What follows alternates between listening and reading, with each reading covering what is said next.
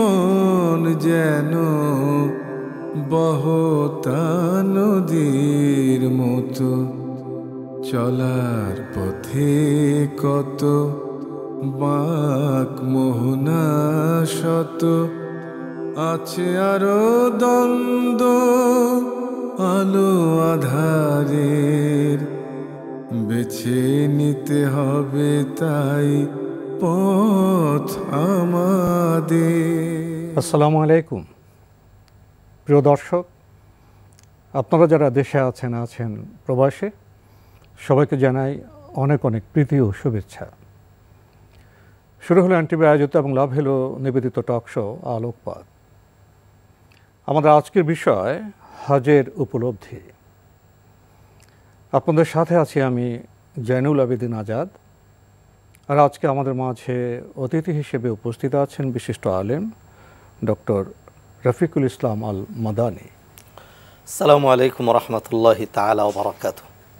শুরুতে ডক্টর রফিকুল ইসলাম আল মাদানী, আপনার কাছে জানতে চাইব ইবাদত হিসেবে হজের বৈশিষ্ট্য সম্পর্কে। আলহামদুলিল্লাহ, আসসালাতু ওয়াসসালামু আলা রাসূলিল্লাহি ওয়া বাদ। দেখুন, হজ অন্যান্য ইবাদতের মতো শুধুমাত্র একটা সাধারণ ইবাদত নয়। কোনো ইবাদতকে সাধারণ বলছি না, তবে হজ একটা বিশেষ বৈশিষ্ট্যমণ্ডিত ইবাদত, বহুমাত্রিক ইবাদত। জি, বহুমাত্রিক ইবাদত। সেই আপনি যদি হজের ফজিলতের দিকে দেখেন, হজের টার্গেট, হজের পোশাক পরিচ্ছদ, হজের সময়, হজের স্থান, সকল দিক থেকে হজ ব্যতিক্রম বৈশিষ্ট্যমণ্ডিত। হজে একটা বিশেষ আয়োজনও থাকে। জি, যেমন ধরুন, আপনি সিয়াম পৃথিবীর যে কোনো জায়গা থেকে পালন করতে পারবেন, জাকাত পৃথিবীর যে কোনো জায়গা থেকে দিতে পারবেন, সলাৎ যে কোনো জায়গা থেকে আদায় করতে পারবেন। কিন্তু হজ আদায় করতে হলে আপনাকে সৌদি আরবের রাজধানী রিয়াদে গেলেও হবে না, পৃথিবীর অন্য কোথাও গেলে তো হবেই না, মদিনাতে গেলেও হবে না, আপনাকে মক্কাতেই যেতে হবে, নির্দিষ্ট সময়ে যেতে হবে। এমনকি জিলহজ মাসের 9 তারিখ আরাফার ময়দানে, এই যে একদিনকে বেঁধে দেওয়া হয়েছে, ওই দিন আরাফার ময়দানে যদি অবস্থান করতে না পারে, তাহলে ওই বছর তার কোনোভাবেই জোড়াতালি, দম অথবা কাজা কাফারা দিয়ে তার হজ হওয়া সম্ভব নয়। অন্য দিক থেকে যদি ফজিলতের দিক থেকে আমরা দেখি, তাহলে নবীজি সাল্লাল্লাহু আলাইহি ওয়াসাল্লাম বলছেন, মান হাজ্জা ফালাম ইয়ারফুস ওয়া লাম ইয়াফসুক রাজা কায়াউমিন ওয়ালাদাতহু উম্মুহু। যে ব্যক্তি সুন্দরভাবে হজ করে, হজে গিয়ে কোনো রকম পাপাচার, অশ্লীল কথাবার্তা ইত্যাদিতে, গর্হিত কাজে, ঝগড়াঝাটিতে লিপ্ত না হয়, সে যখন দেশে ফিরে আসে তখন তার উদাহরণ হয় একজন নবভূমিষ্ঠ নিষ্পাপ মাসুম বাচ্চার মতো। আরেকটা হাদিসে নবীজি সাল্লাল্লাহু আলাইহি ওয়াসাল্লাম বলছেন, সবকটি বুখারী মুসলিমের সহিহ হাদিস, বর্ণনাকারী রাবীর নাম হলো আবু হুরায়রা রাদিয়াল্লাহু তাআলা আনহু। নবীজি সাল্লাল্লাহু আলাইহি ওয়াসাল্লাম বলছেন, আল হাজ্জুল মাবরুর লাইসা লাহু জাযাউন ইল্লাল জান্নাহ। হজ যদি কবুল হয় তাহলে তার পুরস্কার হলো জান্নাত, জান্নাত ছাড়া আর কোনো পুরস্কার নেই। তা এই হলো ফজিলতের দিক থেকে। অপর দিক থেকে দেখবেন, আমরা যখন সলাতে যাই, আল্লাহ আমাদেরকে আদেশ করেছেন আমরা যেন ভালো পোশাক পরিচ্ছদ পরে সলাতে যাই। কিন্তু যখন আমরা হজে যাই, আল্লাহ সুবহানাহু ওয়া তাআলা বাইন্ডিংস দিয়ে দিলেন, তোমার মাথার যেই রুমালটা রয়েছে, টুপিটি রয়েছে, খুলে ফেলতে হবে, পাগড়িটি খুলে ফেলতে হবে, দামি পোশাক খুলে ফেলতে হবে। তোমাকে এমন একটি পোশাক পরতে হবে যেই পোশাকে তুমি তোমার যে উপলব্ধিটা আসবে যে অলওয়েজ আই এম, একেবারে at any situation, at any moment, at every moment I am slave and servant of almighty Allah সুবহানাহু ওয়া তাআলা, আল্লাহর বান্দা আমি, আল্লাহর কমপ্লিট গোলাম আমি। এই জন্য রাজা হোক, বাদশাহ হোক, যে কেউ হোক না কেন, যত বেশি ধনাঢ্য ব্যক্তি হোক না কেন, আসলে তো হজে যারা যায় তারা তো সম্পদশালীরাই হজে যেতে পারে, ওনারা যেতে পারে না। সেই জন্য আল্লাহ সুবহানাহু ওয়া তাআলা খুব সম্ভবত তাদের সম্পদের যেই আভিজাত্য অথবা নিজের যেই আমিত্ব, নেতৃত্বের যেই একটি বড়ত্ব অথবা নিজেকে একটি আইএম মনে করার যে প্রবণতা, এই সব কিছুকে আল্লাহ সুবহানাহু ওয়া তাআলা দুই মুছে জেড়ে ফেলে দিয়ে একমাত্র সবাইকে নিয়ে আসেন একই সমতলে। জি, একইভাবে। সাম্যতার একটি টার্গেট। সারা বিশ্বের সকল মানুষ এট এ টাইম তারা তোয়াফ করছেন, সফা মারওয়ার সাই করছেন, একই দিনে তারা মিনায় যাচ্ছেন, একই দিনে তারা মুজদালিফায় যাচ্ছেন, একই দিনে তারা একেবারে সকল মানুষ ধুলোর মধ্যে শুয়ে আছে, উপরেও কোনো ছাউনি নেই, একটি আলাদা আরেকটা নিচে মাটি, উপরে উন্মুক্ত আকাশ। নারী পুরুষ নির্বিশেষে সর্বশ্রেণীর কারো দিকে কারো কোনো খেয়াল নেই। মনে হয় যেন কেউ যদি উপলব্ধি করতে চায় তাহলে সেটা মনে করতে পারে যে আমি কবরে শুয়ে আছি অথবা হাসরের ময়দানের একটি হালকা চিত্র, যেখান থেকে আমাকে এই ফিলিংস উপলব্ধি নিয়ে আমাকে I have to get my full preparation for my death and after my death. হজের বৈশিষ্ট্য সম্পর্কে প্রাথমিকভাবে আপনি আমাদের গুরুত্বপূর্ণ কিছু কথা বললেন। বিভিন্ন সময়ে আমরা হজের ফজিলত সম্পর্কে কথা শুনেছি, আর বিশেষভাবে আমরা শুনেছি হজের মাসলাহ মাসাইল সম্পর্কে। আজকে বিশেষভাবে একটি বিষয়ে আপনার কাছ থেকে জানতে চাইব। আমরা জানি আপনি আগেও অনেকবার হজ করেছেন, মাশাআল্লাহ, এবারও আপনি হজ করেছেন, হজ থেকে আপনি সদ্য ফেরত। হজের যে ইবাদত সেটা তো একদিনের ইবাদত নয়, বেশ কয়েকদিনের ইবাদত। বিভিন্ন জায়গায় যেতে হয়, হজের ইবাদতের যে সময় ক্ষণ নানা বিষয় চলে আসে। তো আপনার কাছ থেকে আমরা বিশেষভাবে জানতে চাইব হজের উপলব্ধি সম্পর্কে। দেখুন, আসলে হজের যেই রিয়েল উপলব্ধিটা সেটা ব্যক্ত করার মতো হয়তো ওই রকম যোগ্যতা অথবা ভাষা আল্লাহ আমাকে দেননি। তবে সেখানে যেটি দেখেছি সেটি হলো যে সর্বশ্রেণীর যেই নারী পুরুষ সহ তারা যখন হজ আদায় করেন, সেইখানে আল্লাহ সুবহানাহু ওয়া তাআলার পক্ষ থেকে তারা কী ধরনের সাহায্য পান এবং কী ধরনের শক্তি পান, এটা ভাষায় ব্যক্ত করার মতো নয়। বাহিরে যেখানে ৪৫ ডিগ্রি তাপমাত্রা, যেখানে নিচে পা জুতা ছাড়া পা রাখার কোনো উপায়ই নেই, এমত অবস্থায় একেবারে খরতাপের মধ্যে মানুষ পাহাড়ের দিকে উঠছে, হাঁটছে তো হাঁটছে কিলোমিটারকে কিলোমিটার। এমনও দিন গিয়েছে এক একজনের বর্ণনা যে তারা একাধারে হেঁটেছেন ৮ ঘন্টা ১০ ঘন্টা, তোয়াফ সাই সারতেই তাদের ৩.৫ ঘন্টা লেগেছে। এরপরে কঙ্কর মারতে হয়েছে, এত ভিড়, এত সময় লেগেছে। এবং এই কাজগুলো কখনোই এই লোকেরা পারতেন না যদি আল্লাহ সুবহানাহু ওয়া তাআলার পক্ষ থেকে ডাইরেক্ট তাদের প্রতি সাহায্য না আসতো। আমি আমার নিজের উপলব্ধি থেকে দেখেছি, এক সময় মনে হয়েছে আর হয়তো পারবো না, এখনই হয়তো বসে পড়তে হবে। কিন্তু কোত্থেকে আল্লাহ সুবহানাহু ওয়া তাআলা কীভাবে সাহায্য করেন যে সেইখানে এত কষ্টের মধ্যে দিয়ে কাজগুলো করতে পারছি। তো সেইখানে মনে হয়েছে যেন আল্লাহ সুবহানাহু ওয়া তাআলা আসলেই বান্দাকে সাহায্য করেন। তিনি যেমন পরীক্ষা দেন, কষ্টের কাজ দেন, এটিকে আবার আল্লাহ সুবহানাহু ওয়া তাআলা তিনি নিজেই সাহায্য করছেন, সহযোগিতা করে দিচ্ছেন। এবং প্রতিটা কাজের পরে প্রত্যেকের মনের ভিতরে এমন একটা উপলব্ধি, হাজারো কষ্টের পরে একজন হাসি দিয়ে বলছেন, আলহামদুলিল্লাহ আমি কঙ্কর মারতে পেরেছি, আলহামদুলিল্লাহ আমি চোখের পানি ছেড়ে দিয়ে তোয়াফ করতে পেরেছি, আলহামদুলিল্লাহ আমি সাই করতে পেরেছি, হাজার আলাইহিস সালাম যেখানে দৌড়াদৌড়ি করেছিলেন আমি সেখানে দৌড়াতে পেরেছি। এরপরে মানে যেটি দেখা গেছে প্রত্যেকের মনের ভিতরে আল্লাহ সুবহানাহু ওয়া তাআলা কোরআনে যেমনটি বলে দিয়েছেন যে নেক কাজের মধ্য দিয়ে বান্দা কিন্তু তার মনের ভিতরে একটা আত্মতৃপ্তি পেয়ে থাকে। তো এটির বহিঃপ্রকাশ দেখেছি যে একজনের পা ফুলে গিয়েছে, একজনের পা ফুসকা পড়ে গিয়েছে, এরপরেও এত কষ্টের পরে তার মনের ভিতর থেকে একটা হাসি, আলহামদুলিল্লাহ আল্লাহ আমাকে সাহায্য করেছেন, আমি এই কাজটা করতে পেরেছি, আলহামদুলিল্লাহ আমি আজকে অনেক হেঁটেছি, জীবনে কোনো দিন এত হাঁটি নেই, কিন্তু আমার মনের ভিতরে I get my mental pleasure. এই ধরনের একটা উপলব্ধি কিন্তু আমাদেরকে মানে অনেক অনুপ্রাণিত করেছে এবং মানে সত্যি নিজেও আত্মতৃপ্তি পাওয়া যায়। তো অতএব হজের যে কাজগুলো এগুলো অনেক কঠিন। এমন এক লোক পেয়েছি, তিনি মক্কার বাসিন্দা, তার গাড়িতে আমি উঠেছিলাম। সে আমার থেকে আরবি ভাষায় কথা শুনে শুনে সে বলল যে আমি তো কোনোদিন হজ করি নাই, হজটা খুব কঠিন মনে হয়। তা আমি যখন হজের বর্ণনা দিতে শুরু করলাম, সে বললো তোমার বর্ণনা তো হজ সহজ দেখা যাচ্ছে, হ্যাঁ তাহলে তুমি আমাকে আরও একটু বলো। অবশেষে সে আমাকে নামিয়ে দিয়ে আমার থেকে আর ভাড়াই নেবে না। আমি বললাম যে না, এটা তোমার হক, তুমি নাও, আমি তোমাকে যা শিক্ষা দিয়েছি। তো সেটি বলছিলাম যে যারা ওই ওয়েদারে বড় হয়েছেন তারাও যেই কাজটাকে কঠিন মনে করেন, আমরা যারা বিরূপ ওয়েদার থেকে সেখানে গিয়ে মানে একটা এক্সট্রা কষ্টের মধ্যে আমরা পড়েছি, এই লক্ষ লক্ষ মানুষগুলো, বিশেষ করে বাংলাদেশে হাজি তো অনেক, ডানে দেখবেন বামে দেখবেন সামনে দেখবেন বাংলা ভাষা শুনছেন। আপনার কথায় বোধহয় আবার ওই বিষয়টি প্রমাণিত হলো, আল্লাহর দিকে বান্দা যদি এক কদম এগিয়ে যায়, আল্লাহ তার বহু কদম বেশি বান্দাকে সাহায্যের জন্য এগিয়ে আসেন। হজের উপলব্ধির প্রসঙ্গে একটু আগে আপনি বলছিলেন ছোট করে, যখন হাজি ভাই বোনেরা সাফা এবং মারওয়া পর্বতে যে ওনারা সাই করেন, আমরা এখন তো খুব সহজেই সাই করতে পারছি, কিন্তু এই সাইয়ের পেছনে যে ইতিহাস, সেই ইতিহাস থেকে যে উপলব্ধি, সে বিষয়ে কিছু বলবেন? দেখুন, হজের যে ইতিহাসটা পুরোটাই কোরবানির ইতিহাস। হজ এবং কোরবানি একই সাথে প্রবর্তিত হয়েছে। এর পেছনে ইব্রাহিম আলাইহিস সালাম এবং ইব্রাহিম পরিবারের যেই ত্যাগ তিতিক্ষা কোরবানি, এটা সেই রকম। আল্লাহ সুবহানাহু ওয়া তাআলা কোরআনে বলেছেন, ওয়া ইয ইবতালা ইব্রাহিমা রাব্বুহু বিকালিমাতিন ফাআতাম্মাহুন, আল্লাহ ইব্রাহিমকে পরীক্ষার পর পরীক্ষা দিলেন, সকল পরীক্ষা তিনি উত্তীর্ণ হলেন।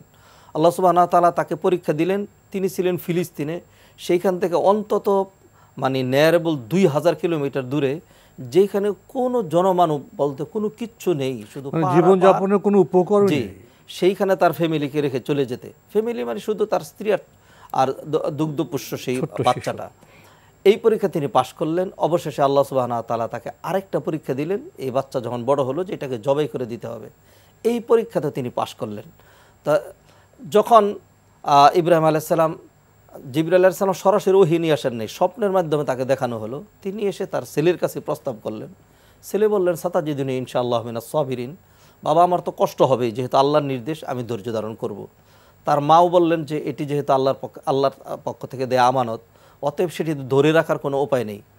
তো আল্লাহ সুবহানাহু ওয়া তাআলা এখানে প্রমাণ করে দিলেন, কেউ যদি আল্লাহর জন্য নেমে যায়, আল্লাহ সুবহানাহু ওয়া তাআলা বান্দার মনটার দিকেই তাকান। ইন্নাল্লাহা লা ইয়ানজুরু ইলা সুওয়ারিকুম ওয়ালা ইলা আজসামিকুম ওয়ালাকিন ইয়ানজুরু ইলা কুলুবিকুম। বাস্তবে সেটি কিন্তু প্রমাণিত হয়েছিল। ইব্রাহিম আলাইহিস সালাম সহজ করে দিলেন। জি, ইব্রাহিম আলাইহিস সালাম যখন প্রাণান্তকর চেষ্টা করলেন, ছুরিতে কিন্তু কাটলো না। আল্লাহ সুবহানাহু ওয়া তাআলা দেখিয়ে দিলেন যে এখানে মানে দারুণ ত্যাগ এবং পরীক্ষা ছিল একজন মায়ের জন্য, একজন সন্তানের জন্য, একজন বাবার জন্য। আপু, আপনিও মাঠে বসে মেসিদের দেখার সুযোগ ছাড়ে কেউ? দেখা হবে মাঠে। পেমেন্টের উন্মাদনা এখন বিকাশে। সর্বোচ্চ পেমেন্টে পেয়ে যান ভ্রমণ খরচ সহ আর্জেন্টিনার ম্যাচ টিকিট, সাথে ক্যাশব্যাক আর ডিসকাউন্ট কুপন। সাফা মারওয়ার সাইড ইতিহাস প্রসঙ্গে হযরত ইব্রাহিম ইসলাম এবং তার স্ত্রী এবং সন্তানের ত্যাগের পরীক্ষা উত্তীর্ণ হওয়ার যে কাহিনী, সে প্রসঙ্গে আপনি স্পর্শ করেছেন। আমরা তো হজের উপলব্ধি সম্পর্কে আপনার কাছে জানতে চাইব। এই প্রসঙ্গে উকুফে আরাফার প্রসঙ্গ অবশ্যই চলে আসে। আরাফে অবস্থান না করলে তো হজ হবে না। আরাফার দৃশ্যটা কেমন ছিল?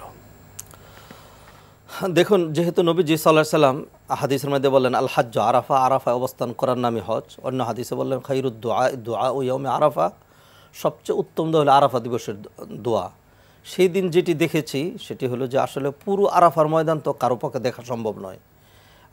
যেখানে মনে করেন চারপাশের দৃশ্য দেখেছি, অন্তত আমরা যেই দৃশ্যটুকুন দেখেছি সেখানে আমার মনে হয় যে কোনো এক্সেপশন খুঁজে পাওয়া যাবে না যে একজন মানুষ যিনি তার চোখের পানি ছেড়ে দিয়ে ক্রন্দন করেননি এবং তিনি তার অতীত পাপের জন্য আল্লাহর কাছে অনুশোচনা বোধ করে তওবা তিনি করেননি, মানে আত্মসমর্পণ করেননি।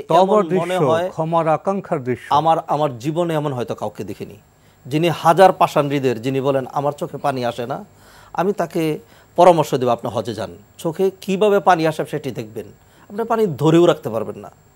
তো এই যে একটি দৃশ্য যে সারাটা দিন দেখা যাচ্ছে মানুষ, মানে এত গরম, এত টায়ার্ডনেস, আর এত মানুষের একসাথে সমাগম সেইখানে, এরপরও সারাটা দিনই মানুষের মানে একাকিত্বে দোয়া, আবার কেউ 2-3 জন মিলে দোয়া করছেন, আবার কেউ গ্রুপ বেঁধে দোয়া করছেন, কেউ গাছের নিচে দাঁড়িয়ে, কেউ তাঁবুর ভিতরে, কেউ তাঁবুর বাহিরে, সারা দিন ও আল্লাহ রব্বানা যালামনা আনফুসানা, এই যে একটি গগন বিদারী চিৎকার প্রতিটা মানুষের, দোয়ার গুঞ্জরণ সেখানে। এই দৃশ্যটাই মনে হয় আল্লাহ সুবহানাহু ওয়া তাআলার কাছে সবচেয়ে বেশি মানে প্রাউডের ম্যাটার। এই কারণে আল্লাহ সুবহানাহু ওয়া তাআলা এই দিন ইউবাহি বিহিম আল মালাইকা, আল্লাহ সুবহানাহু ওয়া তাআলা এই দৃশ্যকে দেখেই আল্লাহ ফেরেশতাদের সাথে অহংকার করতে থাকেন। জি, বাস্তব দৃশ্যটি সেটি আরাফার ময়দানে দেখা যায় যে সকল মানুষ একেবারে মানে সাদা পোশাকে শুভ্র অবস্থায় পুরোটা ময়দান, আর পুরো ময়দানে একই ও আল্লাহ ও রব্বানা যালামনা। আরাফার দৃশ্য সম্পর্কে কিছুটা বললেন। এরপরে তো সন্ধ্যার পরে তো আমরা মুজদালিফা যাব। আপনারা মুজদালিফা গিয়েছেন হাজিরা, মুজদালিফার দৃশ্যটা কেমন? উন্মুক্ত আকাশের নিচে, খোলা আকাশের নিচে, নিচে বালু এবং কঙ্কর, সেখানকার দৃশ্যটা কেমন? দেখুন, হজের পুরোটাই মানে আল্লাহর গোলামির একটি জ্বলন্ত মানে প্রমাণ। আরাফার দিনে সারাদিন কান্নাকাটি করার পর হাজিরা কিন্তু আরাফার মধ্যে মাগরিব এসা পড়ছেন না। প্রতিটা মানুষ অপেক্ষমান তার গাড়ি আসবে, অথবা কেউ হেঁটে, অথবা যেইভাবে তিনি আরাফার ময়দানে তারা কতক্ষণ অবস্থান করেন? আরাফার ময়দানে উদ্দেশ্যে রওনা হন। তাকে অবস্থান করতে হবে একেবারে সূর্য ডুবা পর্যন্ত, সূর্যাস্ত পর্যন্ত। সূর্যাস্তের পরে তিনি মুজদালিফার দিকে রওনা হবেন। ধীরে ধীরে মুজদালিফা রওনা হওয়ার কথা, কিন্তু দেখা যায় যে গাড়ির কারণে অনেক সময় দেরি হয়ে যায়। ওটা যাতায়াতের ব্যবস্থা। এইভাবে মুজদালিফার ময়দানে যাওয়ার পর প্রতিটা মানুষ একটা আনন্দ তৃপ্তি যে আমি আরাফা শেষে মুজদালিফা এসেছি। মুজদালিফা যাওয়ার পরে মাগরিব এশা পড়ছেন, মাগরিব এশা পড়ার পর অনেকেই তো কঙ্কর, ওই যে শয়তানের বিরুদ্ধে ভূমিকা নিতে হবে, কঙ্কর সংগ্রহ করেন, কঙ্কর সংগ্রহ করে থাকেন এখান থেকে, যদিও এখান থেকে সংগ্রহ করা জরুরি নয়, মিনা থেকেও তিনি নিতে পারেন, করতে পারেন। জি।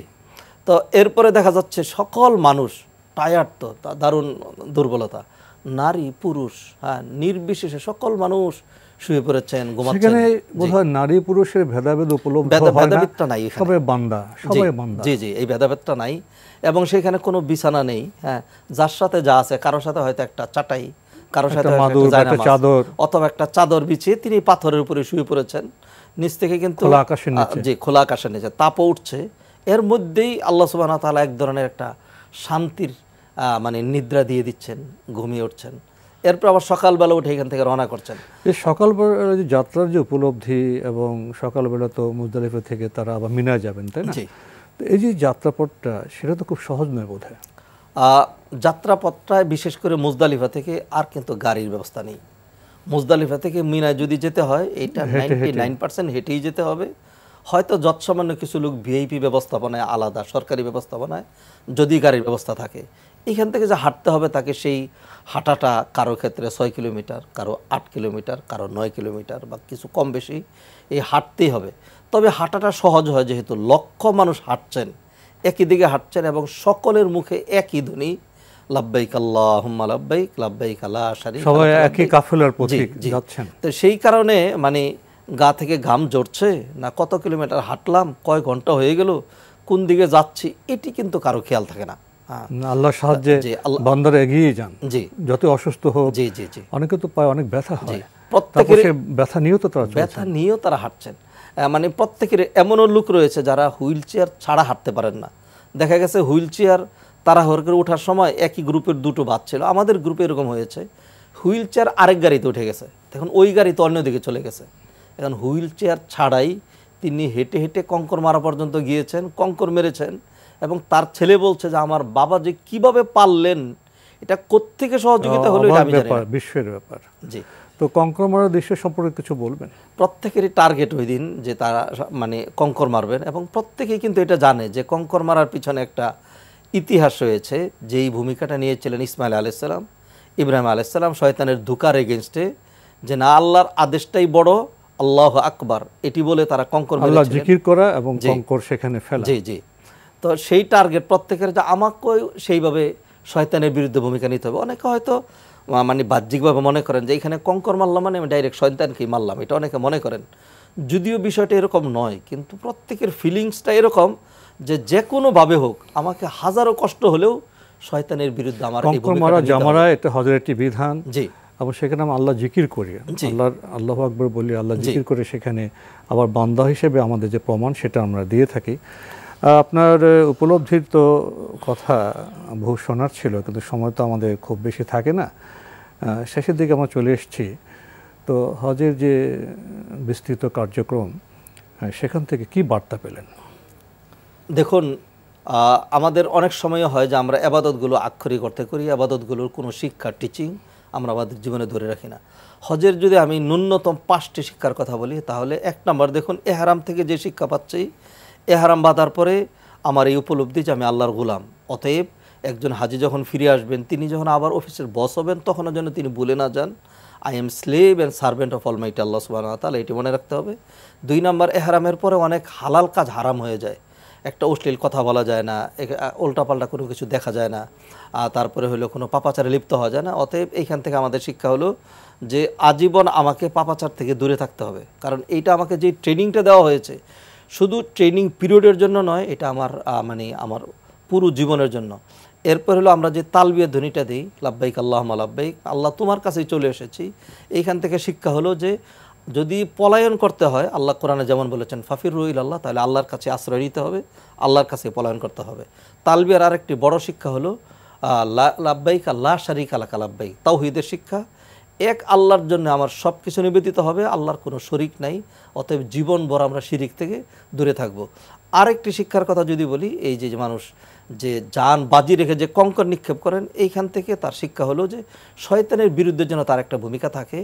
আরও পাশাপাশি আরেকটি শিক্ষার কথা যদি বলি, একজন হাজি যেন এটি বুঝে না যান যে আমি একজন হাজি, অর্থাৎ একজন হাজি মানে হলো, হাজিদেরকে বলা হয় দুয়ুফুর রহমান, আল্লাহর ভিআইপি গেস্ট।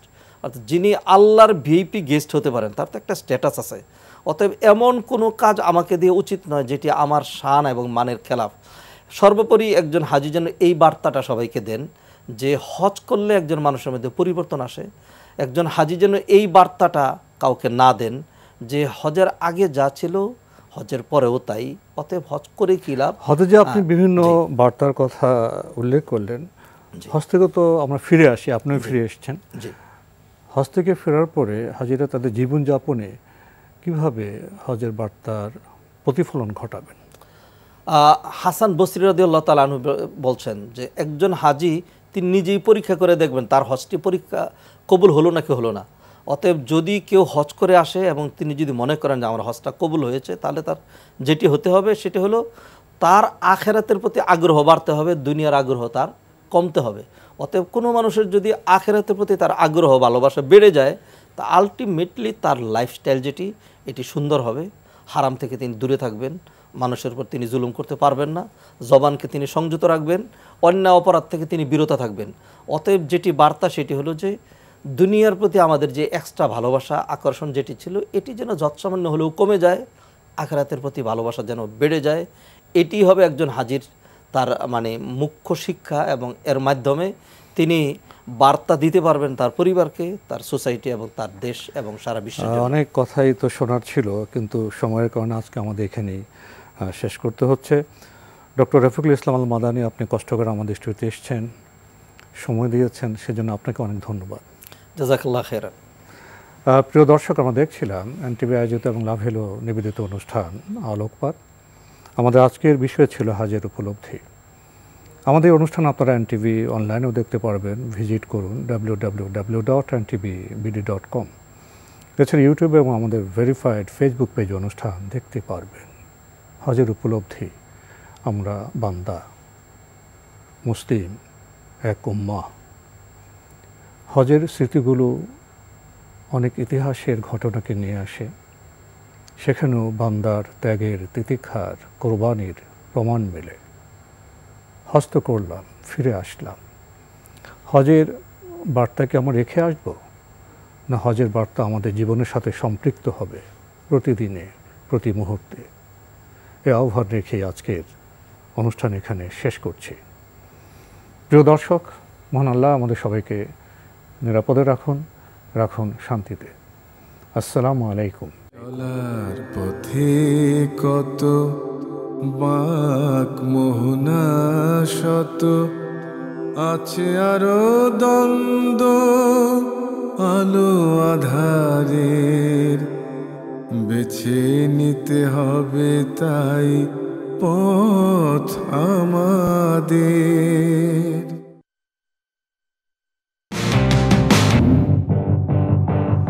আপু আপনিও মাঠে বসে মেসিদের দেখার সুযোগ ছাড়ে কেউ? দেখা হবে মাঠে।